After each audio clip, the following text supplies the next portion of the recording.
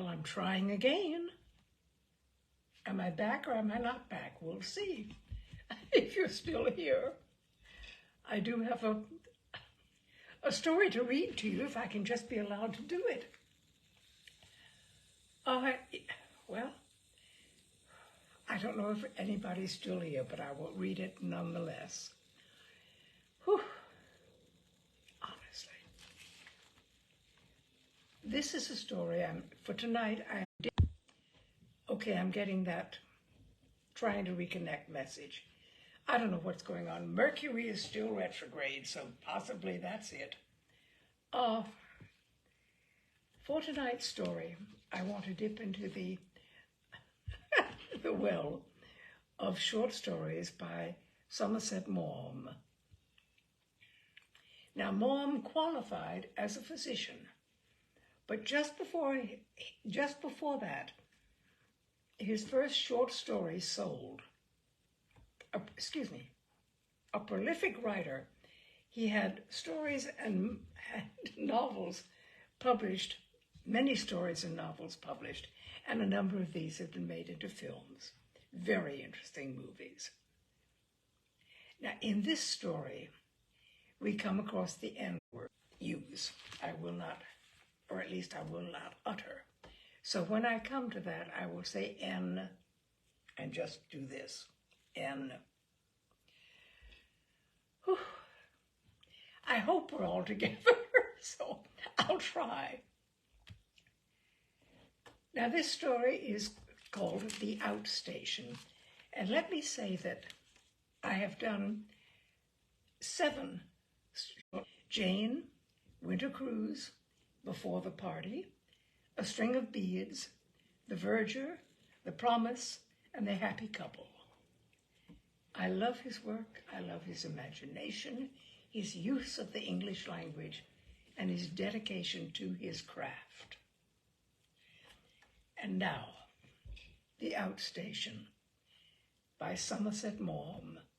Arrived in the afternoon.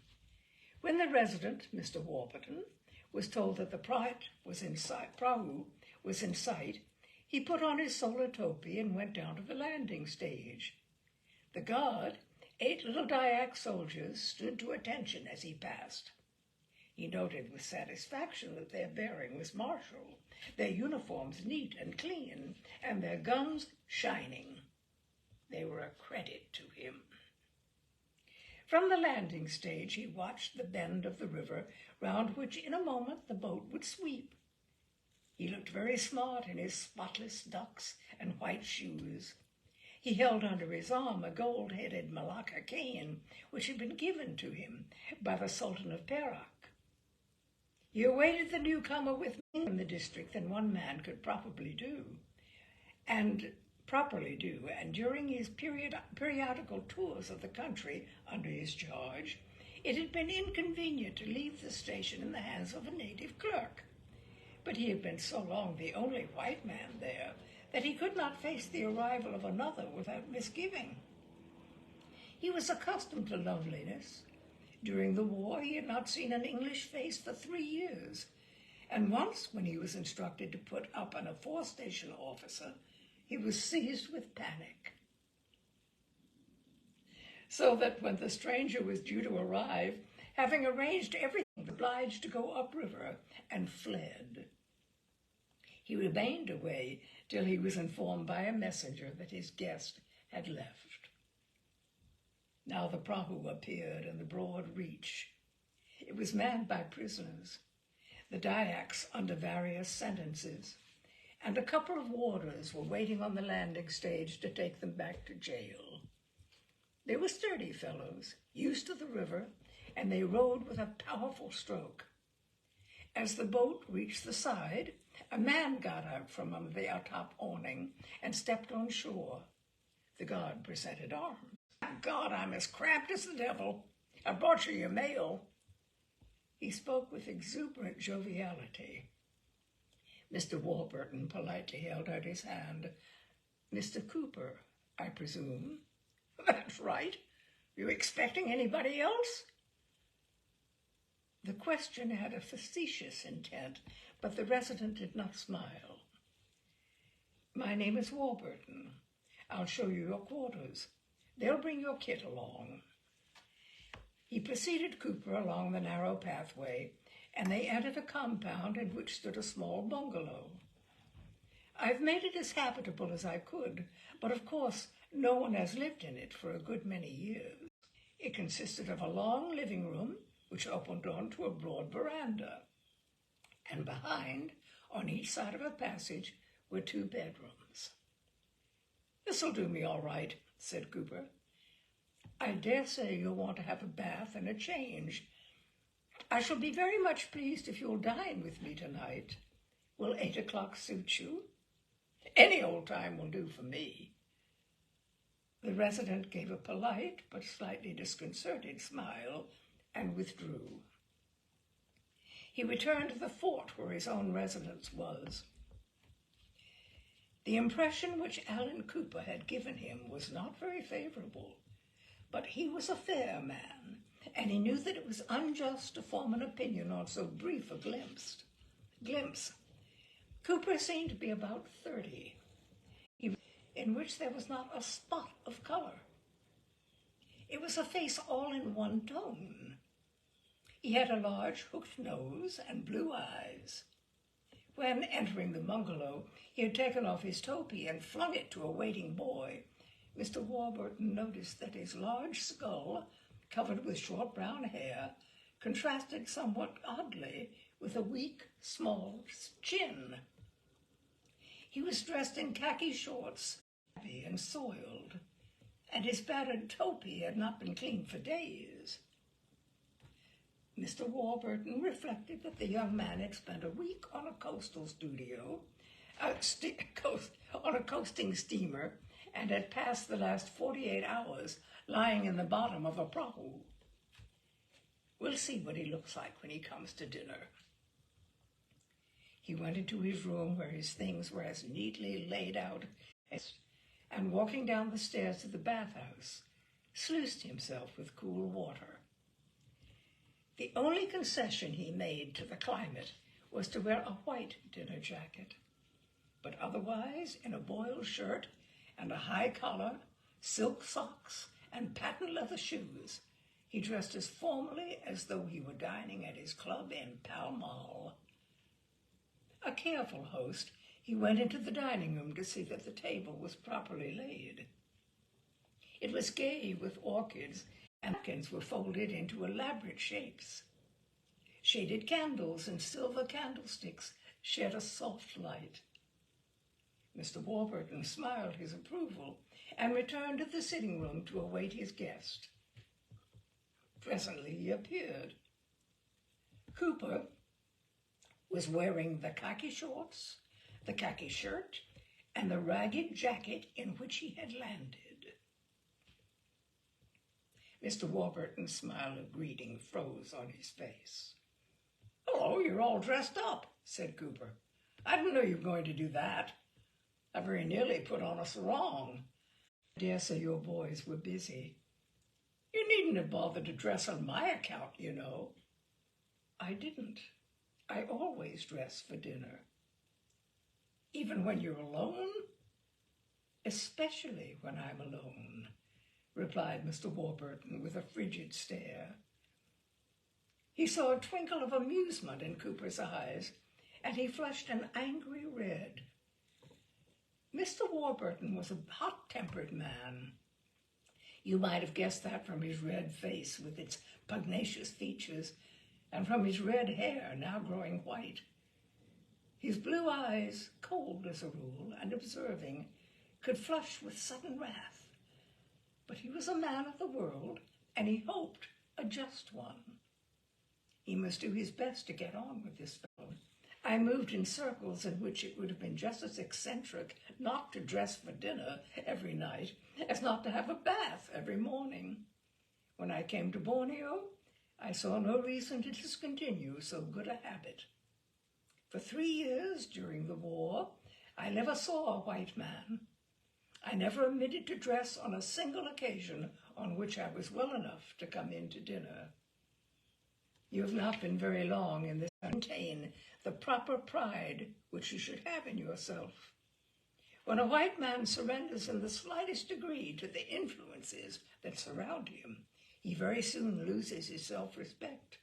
And when he loses his self-respect, you may be quite sure that the natives will soon cease to respect him.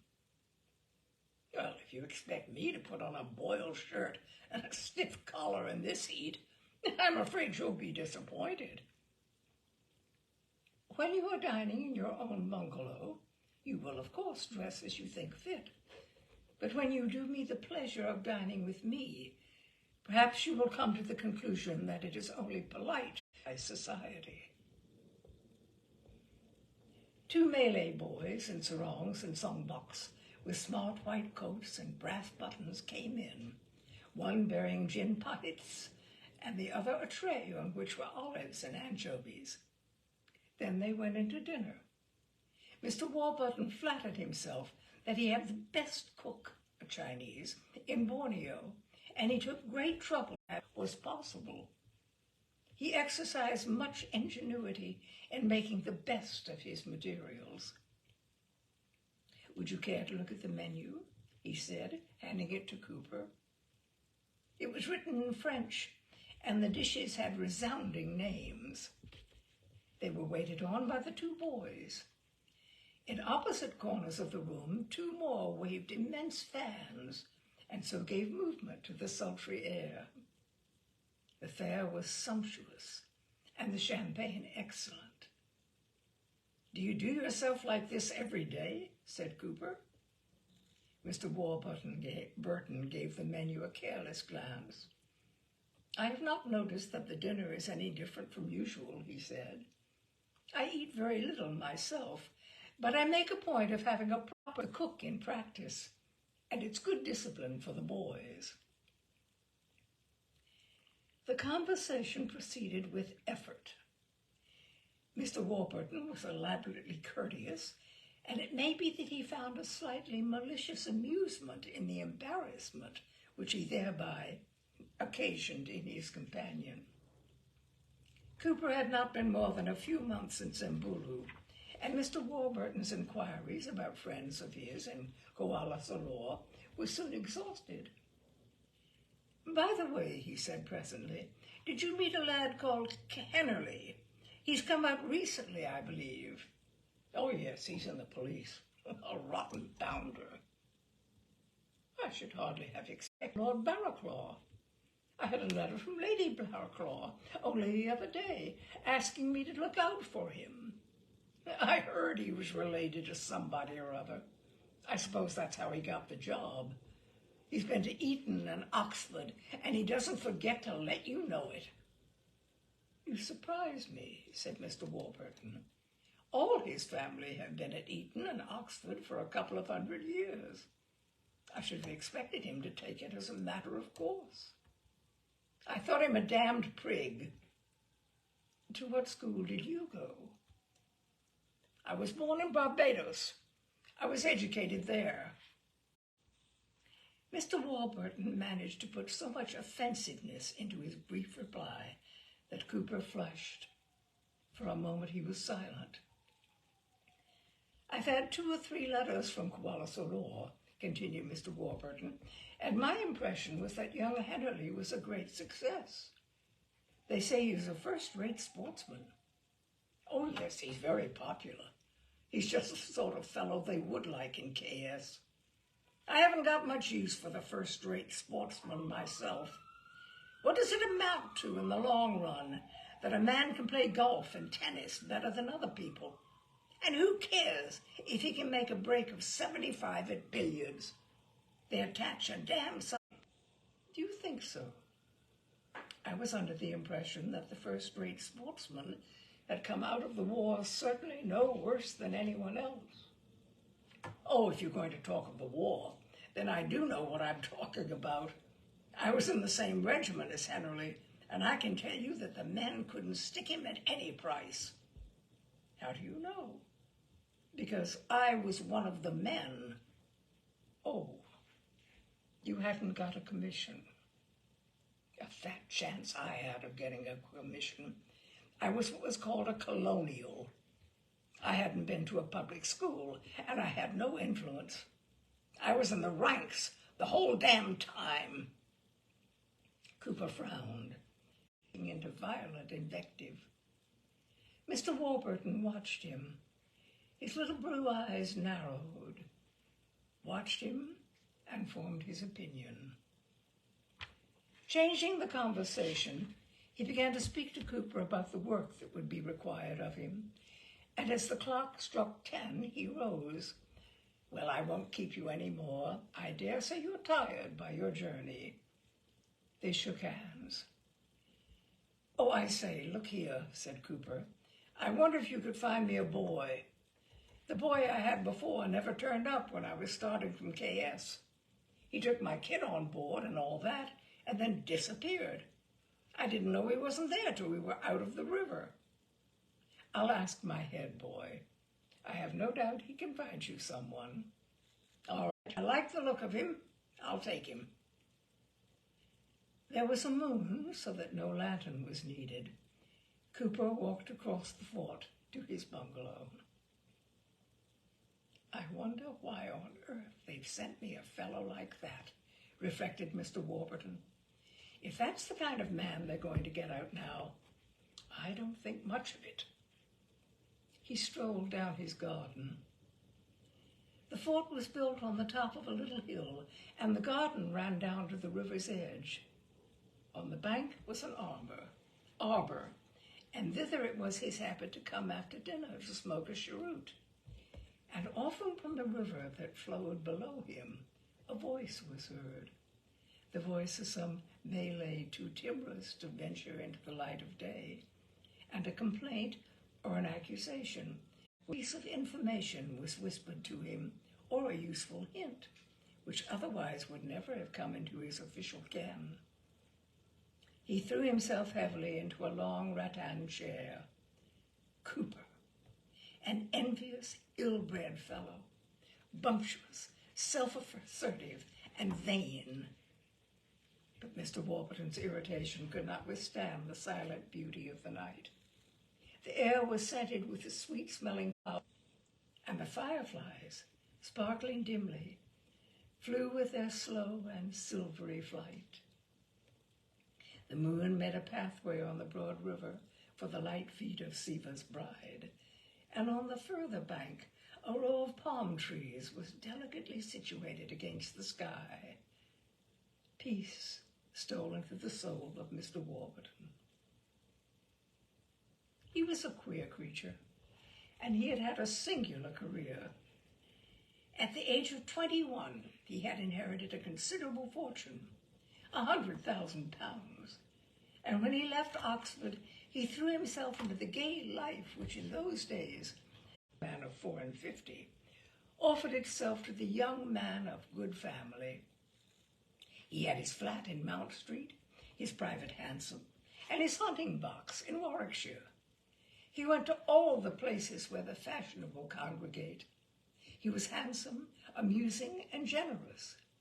He was a figure in the society of London in the early 90s, and society then had not lost its exclusiveness.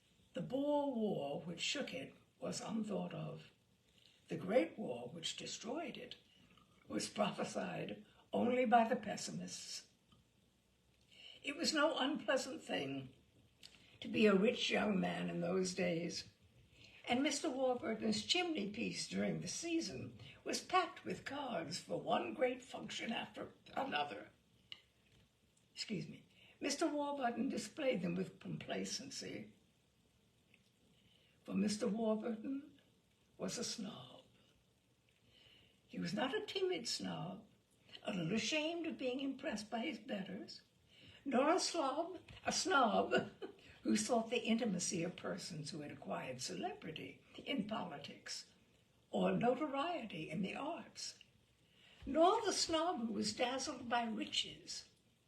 He was the snob who dearly loved a lord. He was touchy and quick-tempered, but he would much rather have been snubbed by a person of quality than flattered by a commoner. His name figured insignificantly in Burke's peerage, and it was marvelous to watch the ingenuity he used to mention his distant relationship to the noble family he belonged to.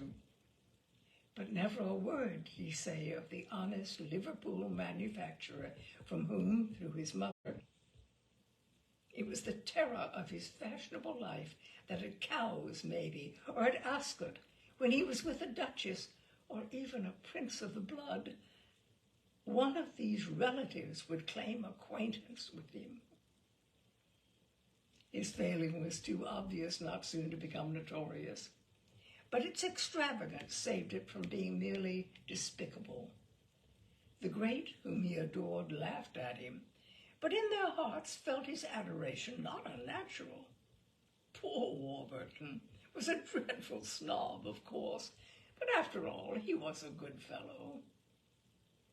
He was always ready to back a bill for an you could safely count on him for £100. He gave good dinners. He played whist badly. He happened to be a gambler, an unlucky one, but he was a good loser, and it was impossible not to admire the coolness with which he lost £500 at a sitting. His passion for cards, almost as strong as his passion for titles, was the cause of his undoing. The life he led was expensive, and his gambling losses were formidable. He began to plunge more heavily, first on horses and then on the stock exchange. Unscrupulous found him an ingenuous prey. I do not know if he ever realized that his smart friends laughed at him behind his back, but I think he had an obscure instinct that he could not afford to appear other than careless of his money. He got into the hands of moneylenders. At the age of 34, he was ruined.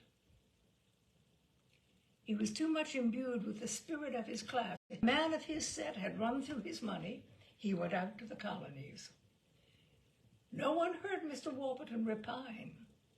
He made no complaint because a noble friend had advised a disastrous speculation. He pressed nobody to whom he had lent money to repay it. He paid his debts, if he had only known it. The despised blood of the Liverpool manufacturer came out in him there. Sought help from no one, and never having done a stroke of work in his life, looked for a means of livelihood. He remained cheerful, unconcerned, and full of humor. He had no wish to make anyone, with whom he happened to be, uncomfortable. Mr. Warburton was a snob, but he was also a gentleman. The only favor he asked of any of the great friends in whose daily company he had lived for years was a recommendation. The able man who was at that time Sultan of Sambulu took him into his service. The night before he sailed, he dined for the last time at his club. "I hear you're going away, Warburton," the old Duke of Hereford said to him. "Yes, I'm going to Borneo." "Good God! What are you going there for?" "Oh, I'm broke." "Are you? Back? I hope you have a good time." "Oh, yes. Lots of shooting, you know." The Duke nodded and passed on. A few hours later, Mr. Warburton watched the coast of England recede into the mist, and he left behind everything which to him made life worth living. 20 years had passed since then. He kept up a busy correspondence with various great ladies, and his letters were his love for titled persons, and paid careful attention to the announcements in the Times, which reached him 6 weeks after publication, of their comings and goings. He perused the column which records births, deaths, and marriages, and he was always ready with his letter of congratulation or condolence. The illustrated papers told him how people looked, and on his periodical visits to England, able to take up the threads as though they had never been broken, he knew all about any new person who might have appeared on the social surface.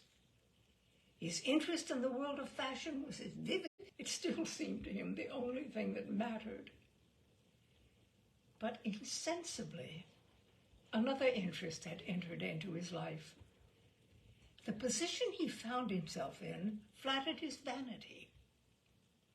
He was no longer the sycophant, craving the smiles of the great. He was the master, whose word was law. He was gratified by the guard of Dyak soldiers who presented judgment on his fellow men. It pleased him to compose quarrels between rival chiefs. When the headhunters were troublesome in the old days, he set out to chastise them with a thrill of pride in his own behavior.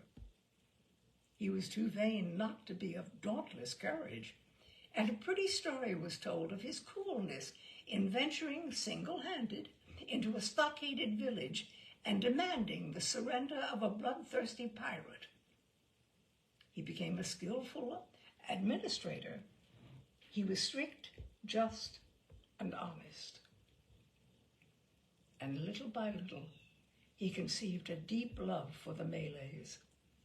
He was never tired of listening to their talk. He admired their virtues, and with a smile and a shrug of the shoulders, condoned their vices. In my day, he would say, I have been on intimate terms with some of the greatest gentlemen in England, but I have never known finer gentlemen than some well-born Malays, whom I am proud to call my friends. He liked their courtesy and their distinguished passions. He knew by instinct exactly how to treat them. He had a genuine tenderness for them, but he never forgot that he was an English gentleman, and he had no patience with the white men who yielded to native customs. He made no surrenders, and he did not imitate so many of the white men in taking a native woman to wife, for an English custom seemed to him not only shocking, but undignified. A man who had been called George by Albert Edward, Prince of Wales, could hardly be expected to have any connection with a native. And when he returned to Borneo from his visits to England, it was now with something like relief. His friends, like himself, were no longer young, and there was a new generation which looked upon him as a tiresome old man. It seemed to him that the England of today had lost a good deal of what he had loved in the England of his youth. But Borneo remained the same. It was in the service as long as was possible, and the hope in his heart was that he would die before at last he was forced to retire. He had stated in his will that wherever he died, he wished his body to be brought back to Samburu and buried among the people he loved, within sound of the softly flowing river. But these emotions he kept hidden from the eyes of men, and no one, seeing this spruce, stout, and his whitening hair, would have dreamed that he cherished so profound a sentiment. He knew how the work of the station should be done, and during the next few days he kept a suspicious eye on his assistant. He saw very soon that he was painstaking and competent. The only fault he had to find with him was that he was brusque with the natives. The Malays are shy and very sensitive, he said to him. I think you will find that you will get much better results if and kindly. Cooper gave a short, grating laugh. I was born in Barbados, and I was in Africa in the war. I don't think there's much about M that I don't know. I know nothing, said Mr. Warburton acidly, but we are not talking of them. We are talking of Malays. Aren't they N?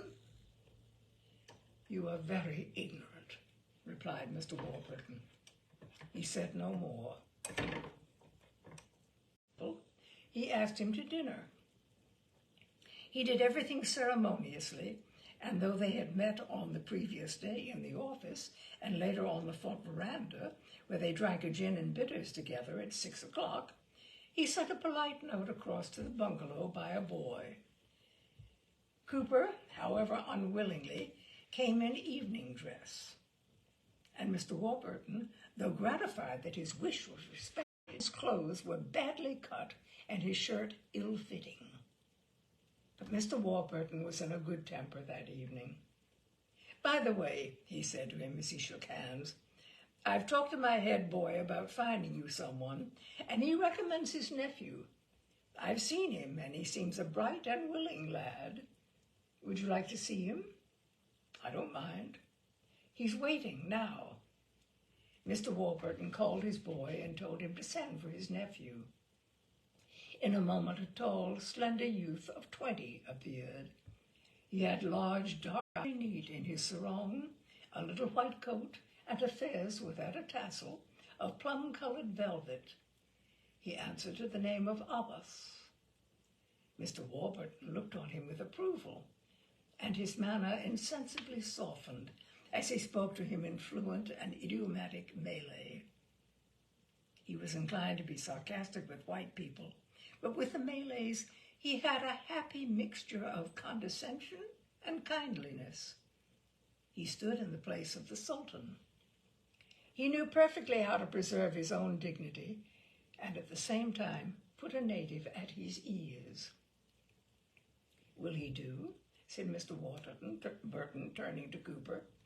"Yes, I dare say he's no more of a scoundrel than any of the rest of them," informed the boy that he was engaged and dismissed him.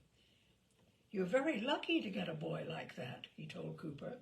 "He belongs to a very good family. They came over from Malacca nearly 100 years ago. I don't much mind if the boy who cleans my shoes and brings me a drink when I want it has blue blood in his veins or not. All I ask is that he should do what I tell him and look sharp about it." No reply. They went in to dinner. It was excellent, and the wine was good. Its influence presently had its effect on them, and they talked not only without acrimony, but even with friendliness. Mr. Warburton liked to do himself well, and on Sunday night he made it a habit to do himself even a little better than usual. He began to think he was unfair to Cooper. Of course, he was not a gentleman, but that was not his fault, and that he would turn out to be a very good fellow. His faults, perhaps, were faults of manner, and he was certainly good at his work, quick, conscientious, and thorough. When they reached the dessert, Mr. Warburton was feeling kindly disposed toward all mankind. "This is your first Sunday, and I'm going to give you a very special glass of port. I've only got about 24 of it left, and I keep it for special occasions." He gave his boy instructions, and presently the bottle was brought. Mr. Warburton watched the boy open it. "I got this port from my old friend Charles, and I've had it for a good many. He was well known to have the best cellar in England." "Is he a wine merchant?" "Not exactly," smiled Mr. Warburton. "I was speaking of Lord Hollington of Castlereagh. He's one of the richest peers in England. A very old friend of mine. I was at Eton with his brother." This was an opportunity that Mr. Warburton could never resist, and he told a little anecdote of which the only point seemed to be that he knew an earl. The port was certainly very good. He drank a glass, and then a second. He lost all caution. He had not to tell stories. He showed himself in the company of the great. Hearing him, you would have thought that at one time ministries were formed and policies decided on his suggestion, whispered into the ear of a duchess, or thrown over the dinner table, to be gratefully acted on by the confidential adviser of the sovereign. The old days at Ascot, Goodwood, and Cowes lived again for him. Another glass of port. There were the great house parties in Yorkshire and in Scotland, to which he went every year. I had a man called Foreman then, best valet I ever had. And why do you think he gave me notice? You know, in the housekeeper's room, the ladies' maids and the gentlemen's gentlemen sit according to the precedent of their masters. He told me he was the only commoner. It meant that he always had to sit at the bottom of the table, and all the best bits were taken before a dish reached him. I told the story to the old Duke of Hereford, and he roared. "By God, sir," he said, "if I were King of England, I'd make you a Viscount just to give your man a chance." "Take him yourself, Duke," I said. "He's the best valet I ever had."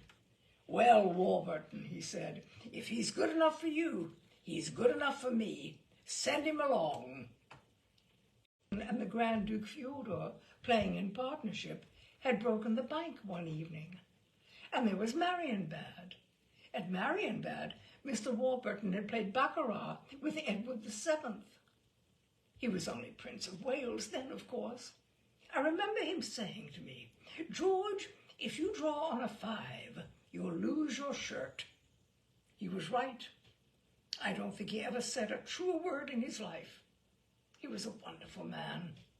I always said he was the greatest diplomatist in Europe. But I was a young fool in those days. I hadn't the sense to take his advice. If I had, I dare say I shouldn't be here today. Cooper was watching him. His blue eyes, deep in their sockets, were hard and supercilious, and on his lips was a mocking smile. He had heard a good deal about Mr. Warburton in Kuala Lumpur. Not a bad sort, and he ran his district like clockwork, they said. But by heaven, what a snob! They laughed at him good-naturedly, for it was impossible to dislike a man who was so generous and so kindly. And Cooper had already heard the story of the Prince of Wales and the game of baccarat. But Cooper listened without indulgence. From the beginning, he had resented the resident's manner. He was very sensitive and sarcasms. Mr. Warburton had a knack of receiving a remark of which he disapproved with a devastating silence. Cooper had lived little in England, and he had a peculiar dislike of the English. He resented especially the public school boy, since he always feared that he was going to patronize him.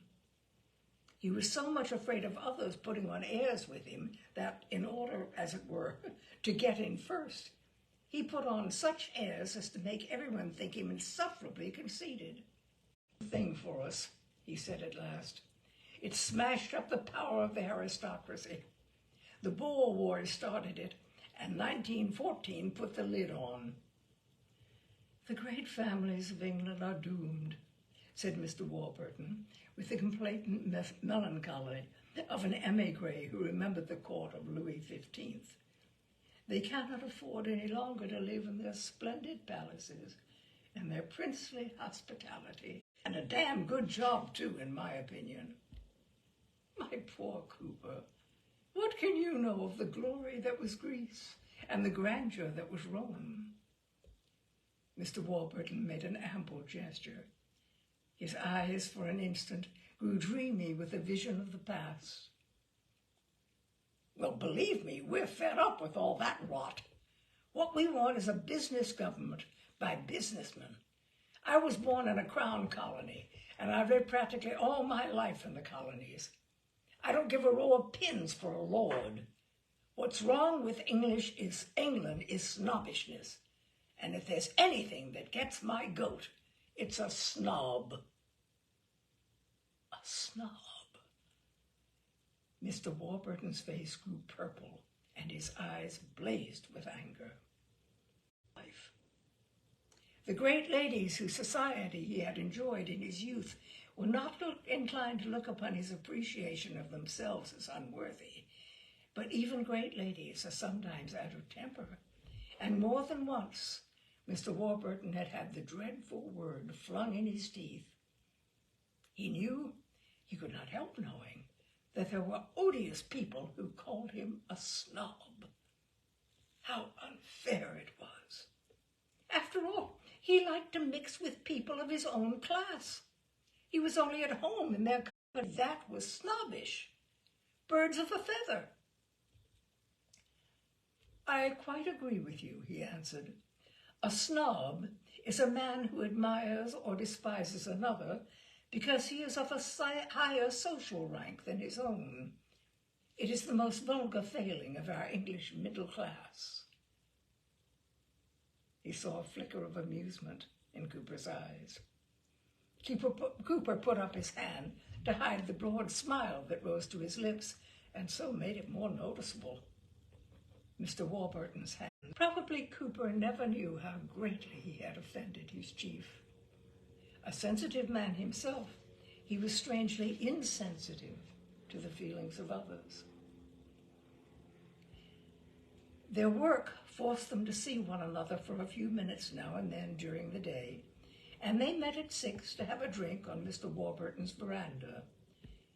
This was an old established custom of the country, which Mr. Warburton would not for the world have broken. But they ate their meals separately, Cooper in his bungalow and Mr. Warburton at the fort. After the office work was over, they walked till dusk fell, but they walked apart. The jungle pressed close upon the plantations of the village, and when Mr. Warburton caught sight of his assistant passing along with his loose stride, he would make a circuit in order to avoid him.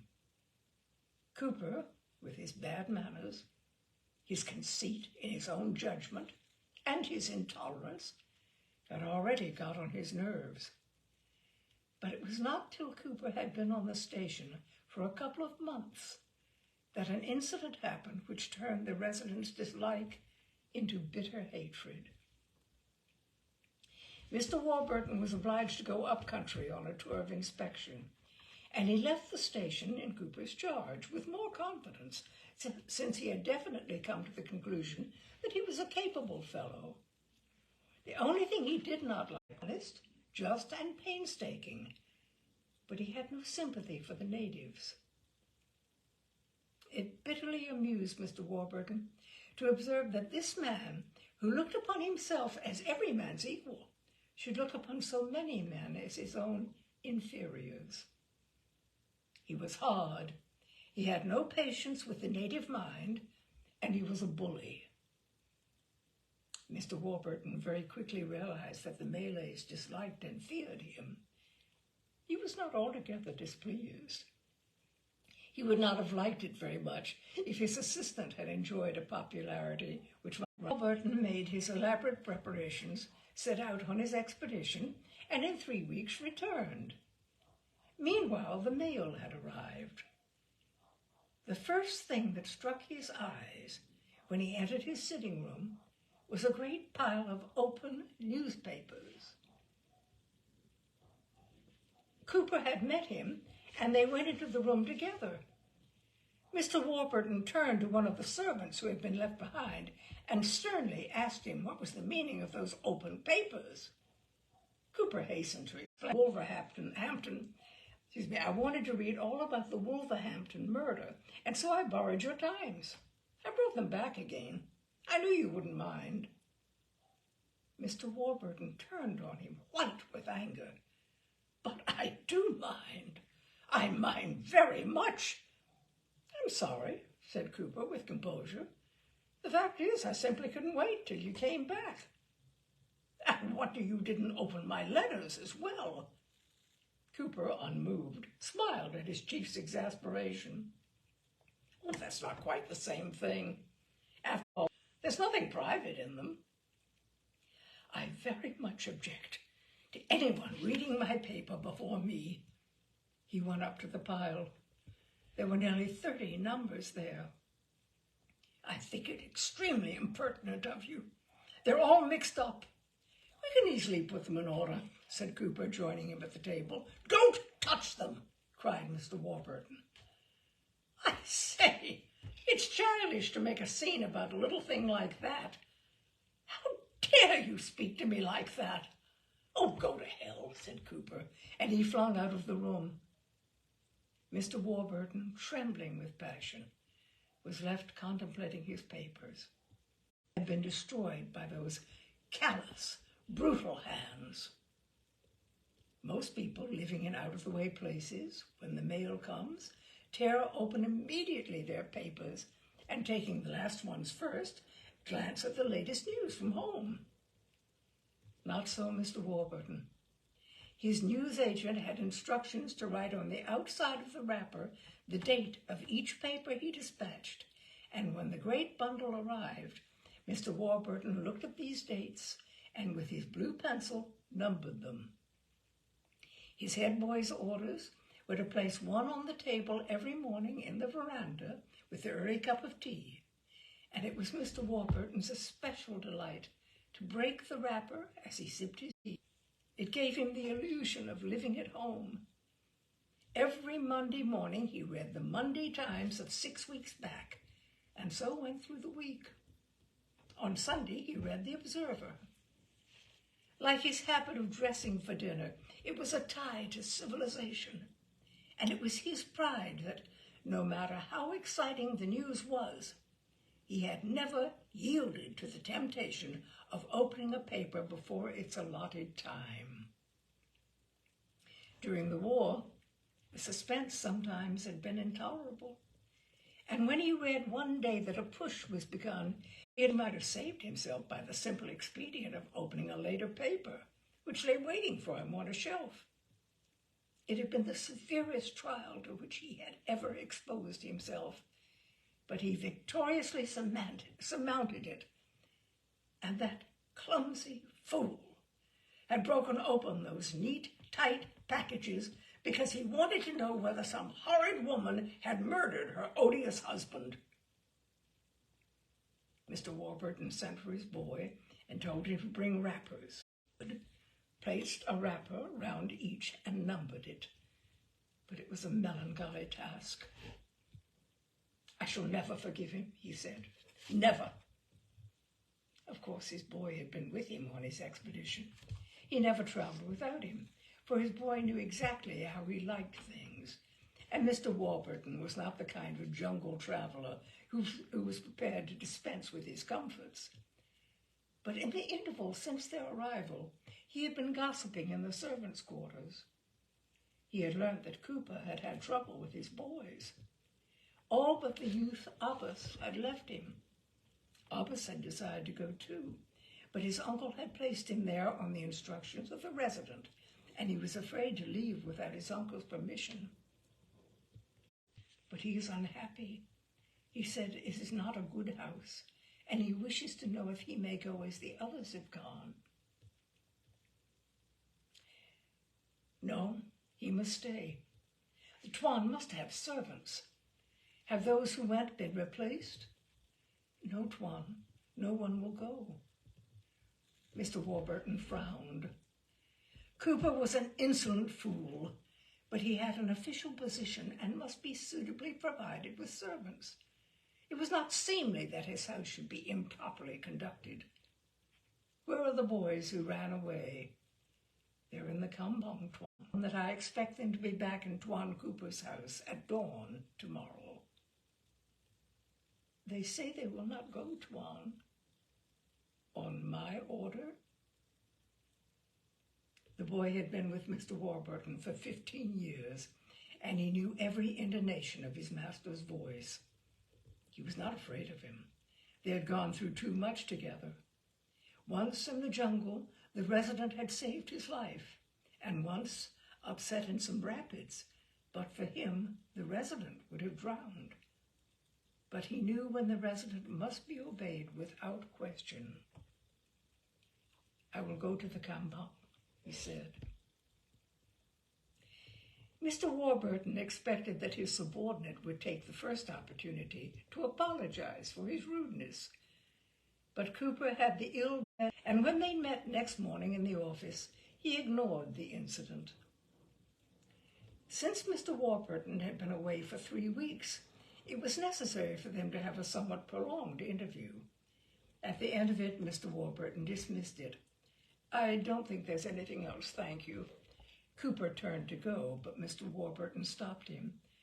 I understand you've been having some trouble with your boys.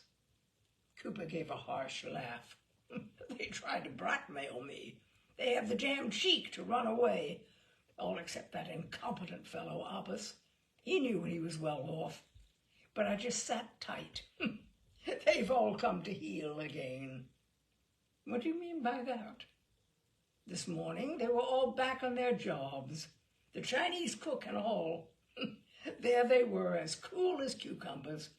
You would have made the conclusion that I wasn't such a fool as I looked. By no means. They came back on my express order. Cooper flushed slightly. I should be obliged if you wouldn't interfere with my private concerns. They're not your private concerns. When your servants run away, it makes you ridiculous. You are perfectly free to make a fool of yourself, but I cannot allow you to be made a fool of. It is unseemly that your house should not be properly staffed. As soon as I heard that your boys had left you, I told them, I had them told, to be back in their places at dawn. That'll do. Mr. Warburton nodded, but took no notice. Shall I tell you what I did? I called them and gave the whole bally lot the sack. I gave them 10 minutes to get out of the compound. Mr. Warburton shrugged his shoulders. What makes you think you can get others? I've told my own clerk to see about it. Mr. Warburton reflected for a moment. I think you behaved very foolishly. You will do well to remember in future. Is there anything else you want to teach me? I should like to teach you manners, but it would be an arduous task, and I have not the time to waste. I will see that you get boys. Please don't put yourself to any trouble on my account. I'm quite capable of getting them for myself. Mr. Warburton smiled acidly. He had an inkling that Cooper disliked him as much as galling than to be forced to accept the favors of a man you detest. Allow me to tell you that you have no more chance of getting Malay or Chinese servants here now than you have of getting an English butler or a French chef. No one will come to you except on order from me. Would you like me to give it? No. As you please. Good morning. Acrid humor. Cooper's clerk was unable to persuade Malay, Dayak, or Chinese to enter the house of such a master. Abbas, the boy who remained faithful to him, knew how to cook only native food, and Cooper, a coarse feeder, found his gorge rise against the everlasting rice. There was no water carrier, and in that great heat he needed several baths a day. He cursed Abbas, but Abbas opposed him with sullen resistance and would not do more than he chose. It was galling to know that the lad stayed with him only because the resident insisted. This went on for a fortnight, and then one morning he found in his house the very servants whom he had previously dismissed. He felt little sense, and this time, without a word, he let them stay. He swallowed his humiliation, but the impatient contempt he had felt for Mr. Warburton's idiosyncrasies changed into a sullen hatred. The resident with this malicious stroke had made him the laughingstock of all the natives. The two men now held no communication with one another. Notwithstanding personal dislike, a drink at 6 o'clock with any white man who happened to be at the station. Each lived in his own house as though the other did not exist. Now that Cooper had fallen into the work, it was necessary for them to have little to do with one another in the office. Mr. Warburton used his orderly to send any message he had to give his assistant, and his instructions he sent by formal letter. They saw one another constantly. That was inevitable, but did not exchange half a dozen words in a week. The fact that they could not avoid, they brooded over their antagonism, and Mr. Warburton, taking his daily walk, could think of nothing but how much he detested his assistant. And the dreadful thing was that in all probability they would remain thus, facing each other in deadly enmity, till Mr. Warburton went on leave. It might be 3 years. He had no reason to send in a complaint to headquarters. Cooper did his work very well, and at that time men were hard to get. True, vague complaints reached him, and hints that the natives found Cooper harsh. There were certainly, but when Mr. Warburton looked into specific cases, all he could say was that Cooper had shown severity where mildness would not have been misplaced, and had been unfeeling when himself would have been sympathetic. He had done nothing for which he could be taken to task. But Mr. Warburton watched him. Hatred will often make a man clear-sighted, and he had a suspicion that Cooper was using the natives without consideration, yet keeping within the law, because he felt that thus he could exasperate his chief. One day, perhaps, he would go too far. None knew better than Mr. Warburton how irritable the incessant heat of one's self-control after a sleepless night. He smiled softly to himself. Sooner or later, Cooper would deliver himself into his hand. When at last the opportunity came, Mr. Warburton laughed aloud. Cooper had charge of the prisoners. They made roads, built sheds, rowed when it was necessary to bring the prahu up or downstream, kept the town clean, and otherwise usefully employed themselves. If well paid, Cooper kept them hard at it. He liked to see them work. He took pleasure in devising tasks for them, and seeing quickly enough that they were being made to do useless things, the prisoners worked badly. He punished them by lengthening their hours. This was contrary to the regulations, and as soon as it was brought to the attention of Mr. Warburton, without referring the matter back to his subordinate, he gave instructions that the old hours should be kept. Cooper, going out for his walk, was astounded to see the prisoners strolling back to the jail. He had given instructions that they were not to knock off till dusk. When he asked, he was told that it was the residents' bidding. White with rage, he strode to the fort. Mr. Warburton, in his spotless white ducks and his neat topee, with a walking stick in his hand, followed by his dogs, was on the point of starting out on his afternoon stroll. He had watched Cooper go and knew that he had taken the road by the river. Cooper jumped up the steps and went straight up to the resident. "I want to know what the hell you mean to work till 6, he burst out, beside himself with fury. Mr. Warburton opened his cold blue eyes very wide and assumed an expression of great surprise. "Are you out of your mind? Are you so ignorant that you do not know that that is not the way to speak to your official superior? Oh, go to hell! The prisoners are my pigeon, and you've got no right to interfere. You mind your business and I'll mind mine. I want to know what the devil you mean by making a damn fool of me. Everyone..." Mr. Warburton kept very cool. "You had no power to give the order you did. I countermanded it because it was harsh and tyrannical. Believe me, I have not made half such a damned fool of you as you have made of yourself. You disliked me from the first moment I came here. You've done everything you could to make the place impossible for me because I wouldn't lick your boots for you." Cooper, spluttering with rage, was nearing dangerous ground, and Mr. Warburton's eyes grew on a sudden colder and more piercing. "You were wrong. I thought you were a cad, but I was perfectly satisfied with the way you did your work." "You snob! You damned snob! You thought me a cad because I hadn't been to Eton. Oh, they told me in KS what to expect. Why, don't you know that you're the laughing stock of the whole country? I told you a celebrated story about the Prince of Wales. My God, how they shouted at the club when they told it. By God, I'd rather be the cad I am than the snob you are."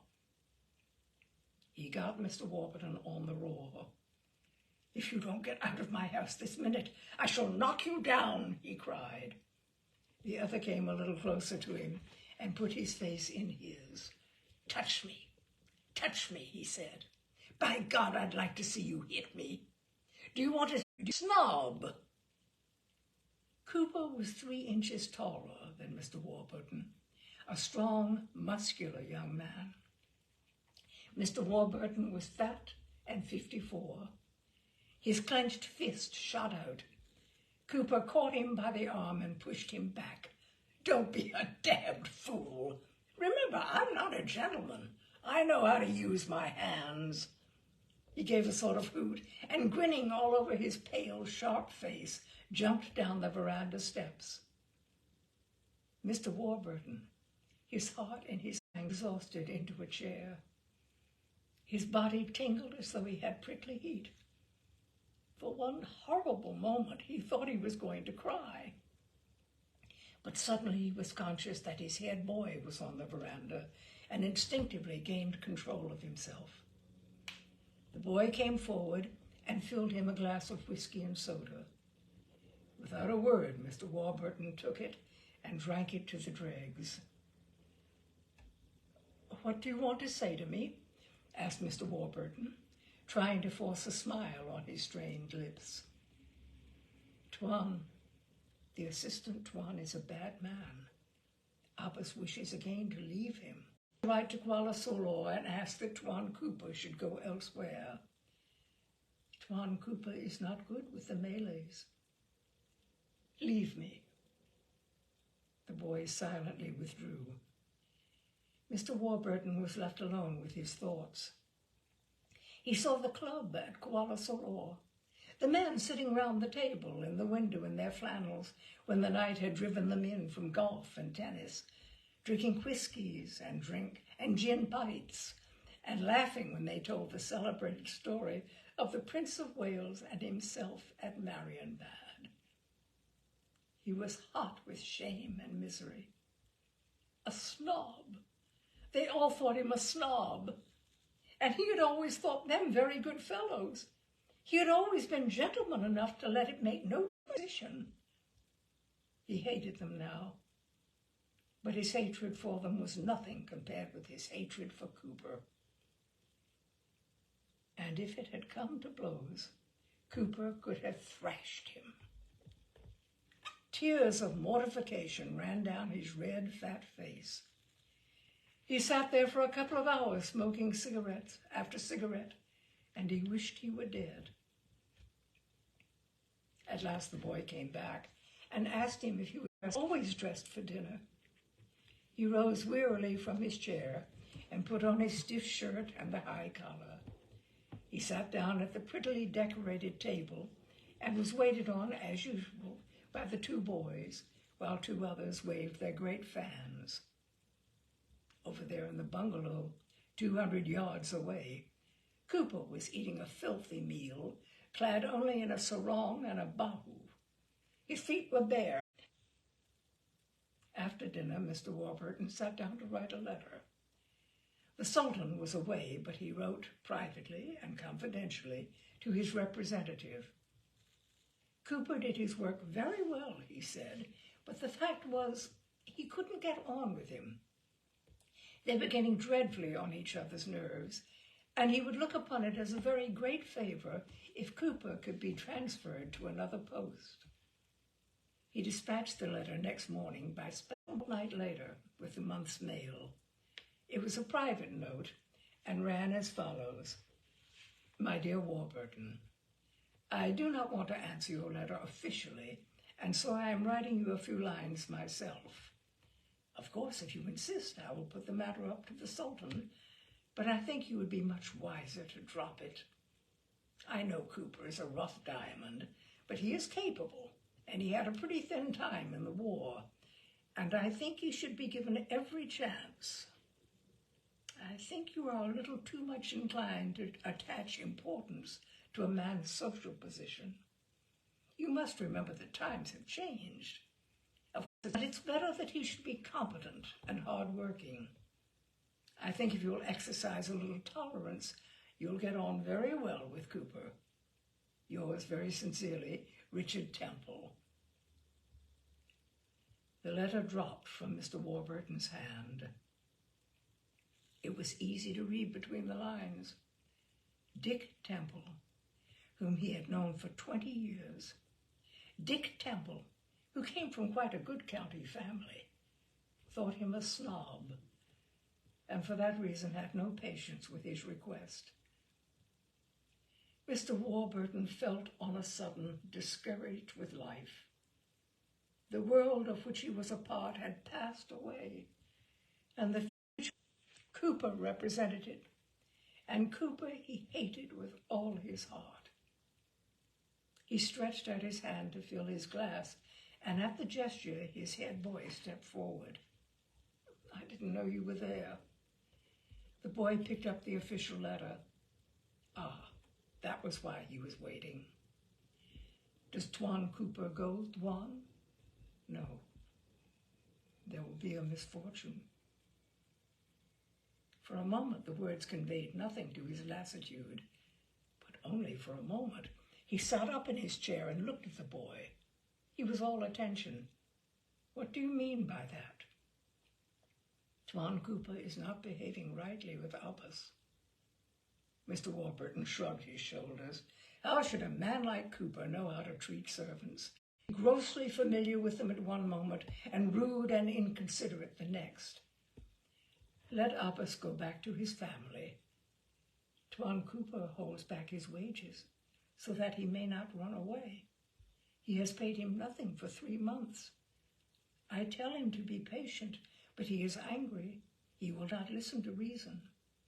If the Tuan continues to use him ill, there will be a misfortune. The fool! Did he know so little of the Malays as to think he could safely injure them? It would serve him damned well right if he got a kriss in his back. A kriss. Mr. Warburton's heart seemed on a sudden to miss a beat. He had only to let things take their course, and one fine day he would be rid of Cooper. He smiled faintly as the phrase, a masterly inactivity, crossed his mind. And now his heart beat a little quicker, for he saw the man he hated lying on his face in a pathway of the jungle with a knife in his back. It was his duty. Well, it was a fit end for the cad and the bully. Mr. Warburton sighed. It was his duty.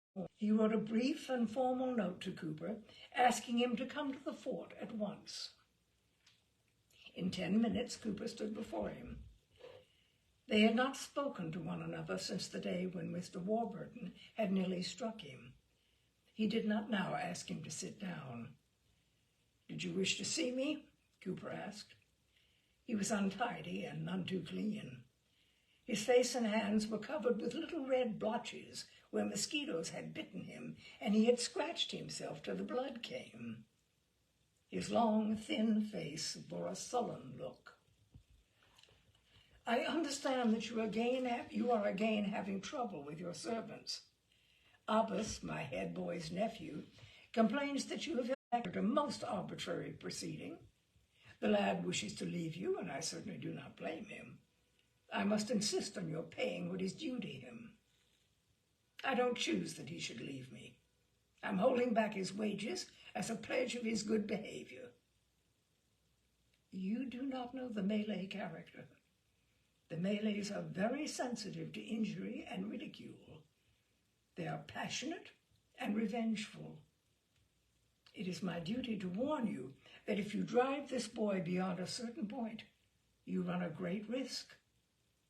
Cooper gave a contemptuous chuckle. What do you think he'll do? I mind. Oh, I wouldn't, replied Mr. Warburton with a faint laugh.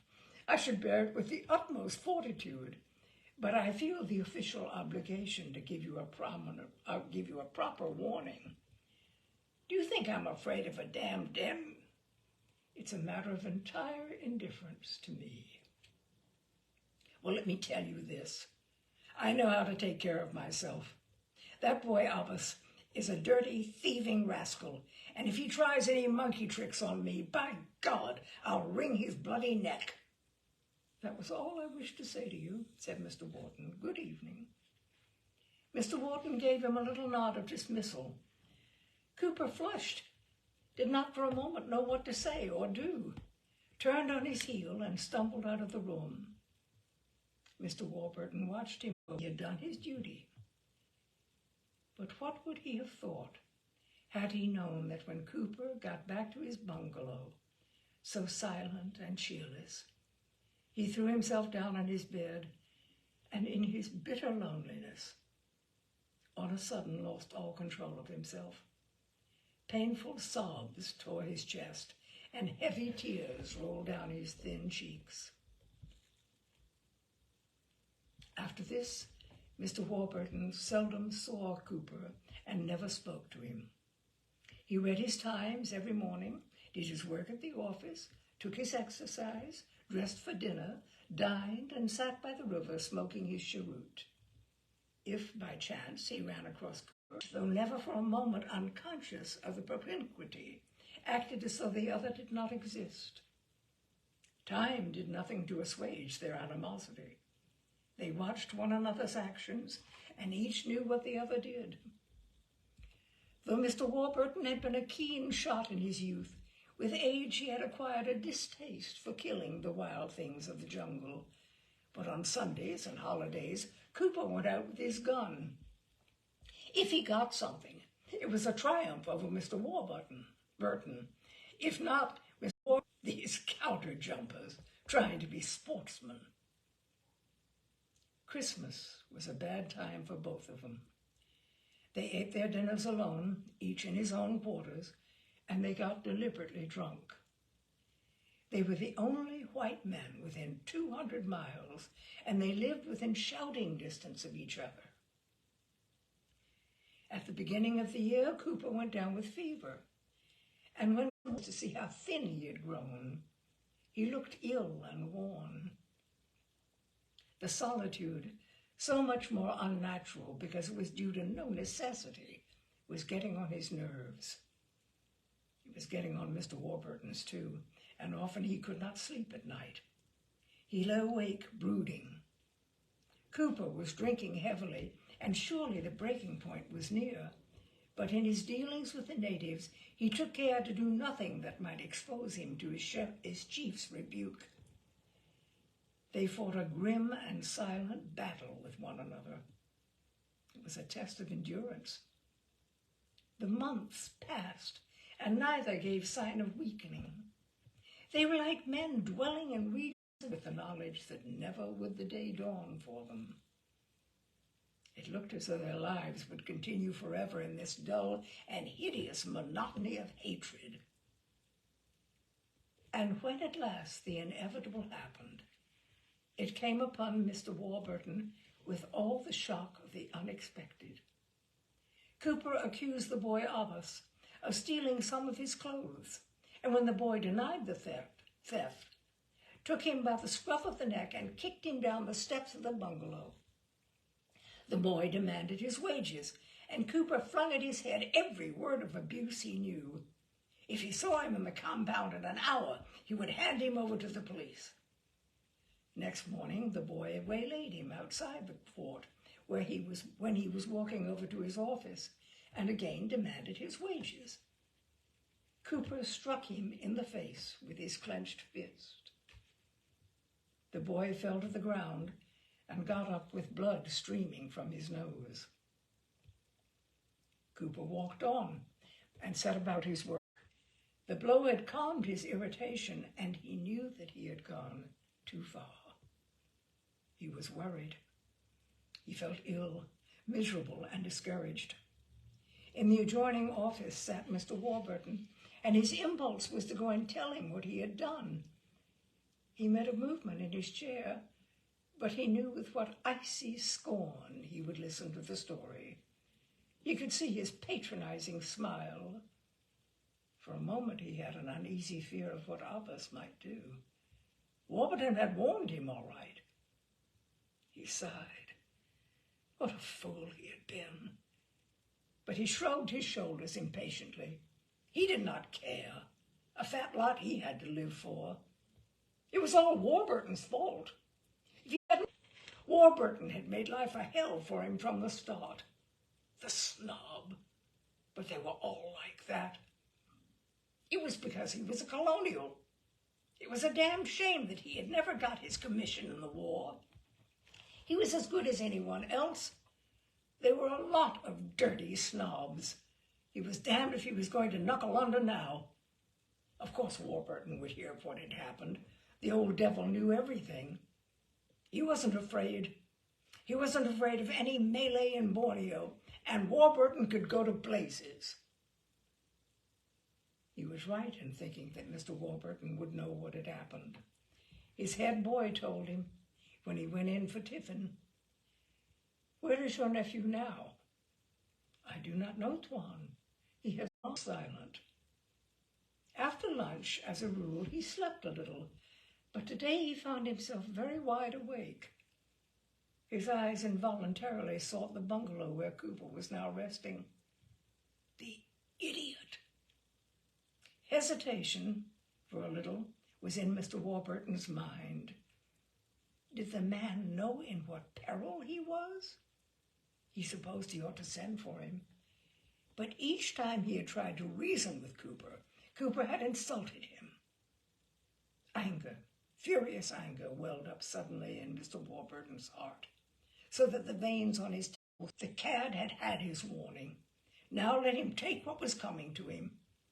It was no business of his, and if anything happened, it was not his fault. But perhaps they would wish in Kuala Solor that they had taken his advice and transferred Cooper to another station. He was strangely restless that night. After dinner, he walked up and down the veranda. When the boy went away to his own quarters, Mr. Warburton asked him whether anything had been seen of Albus. "No, Tuan. I think maybe he has gone to the village of his mother's brother." But the boy was looking down, and their eyes did not meet. Mr. Warburton went down to the river and sat in his arbor. But peace was denied him. The river flowed ominously silent. It was like a great serpent gliding with sluggish movement towards the sea. And the trees of the jungle over the water were heavy with a breathless menace. No bird sang. No breeze ruffled the leaves of the cashews. Something waited. He walked across the garden to the road. He had Cooper's bungalow in full view from there. There was a light in his sitting room, and across the road floated the sound of ragtime. Cooper was playing his gramophone. Mr. Warburton shuddered. He had never got over his instinctive dislike of that instrument. But for that, he would have gone over and spoken to Cooper's house. He read late into the night, and at last he slept. But he did not sleep very long. He had terrible dreams, and he seemed to be awakened by a cry. Of course, that was a dream too, for no cry from the bungalow, for instance, could be heard in his room. He lay awake till dawn. Then he heard hurried steps and the sound of voices. His head boy burst suddenly into the room without his fez, and Mr. Warburton's heart stood still. "Tuan, Tuan!" Mr. Warburton jumped out of bed. "I'll come at once." He put on his slippers and in his sarong and into Cooper's. Cooper was lying in bed with his mouth open and a kriss sticking in his heart. He had been killed in his sleep. Mr. Warburton started, but not because he had not expected to see just such a sight. He started because he felt in himself a sudden glow of exultation. A great burden had been lifted from his shoulders. Cooper was quite cold. Mr. Warburton took the kriss out of the wound. It had been thrust in and looked at it. He recognized it. It was a kris that a dealer had offered him some weeks before, and which he knew Cooper had bought. "Where is Albus?" he asked sternly. "Albus is at the village of his mother's brother." The sergeant of the native police was standing at the foot of the bed.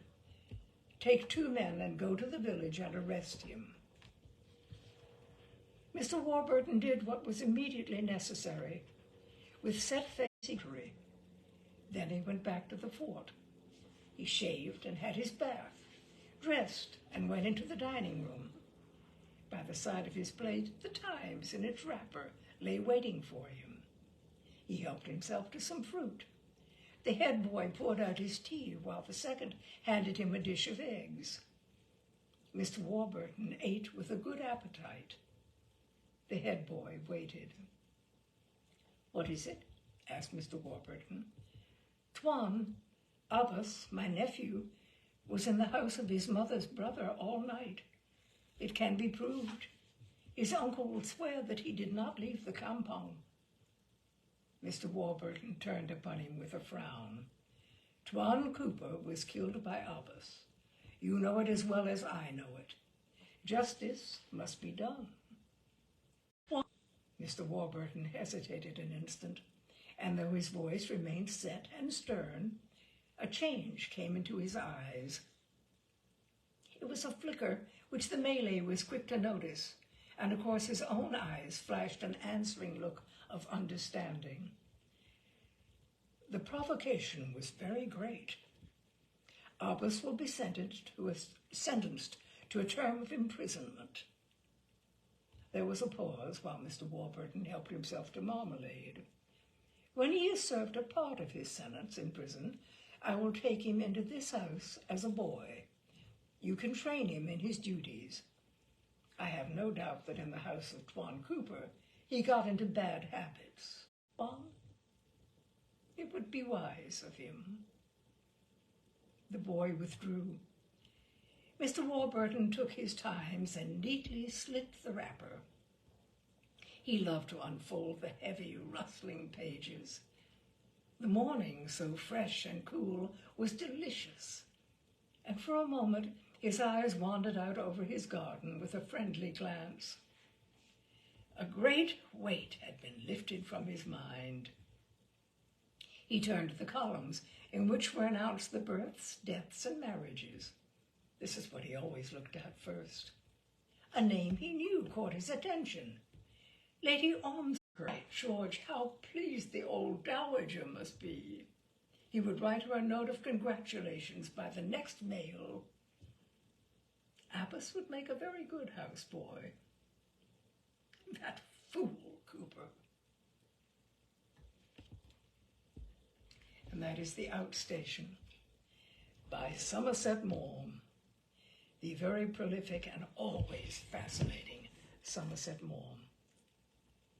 Thank you, my dears. That is Tales and Cocktails for this Wednesday, and I look forward to seeing you again next Wednesday for another Tales and Cocktails. And now I shall have my cocktail.